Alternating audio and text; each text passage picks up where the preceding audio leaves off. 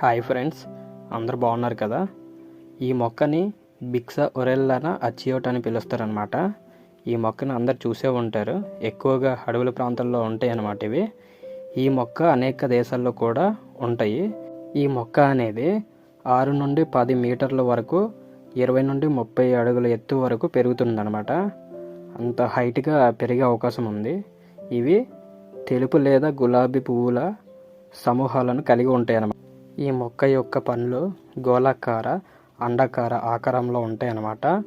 ఆ పళ్ళు బయట చూసుకుంటే ఆ చర్మం ఎలా ఉంటుందంటే మృదువైన ముళ్ళతో ఉంటాయి అన్నమాట.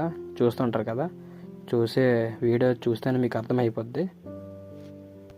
చూడండి, అవి లోనకి అవి విత్తనాలు అనమాట. అవి ఎరుపు గోధుమ రంగుల్లో ఉంటాయి అన్నమాట.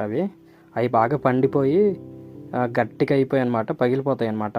ఆ విత్తనాలు చూడండి ఎలాగ ఉన్నాయి, ఎరుపు గోధుమ రంగుల్లో.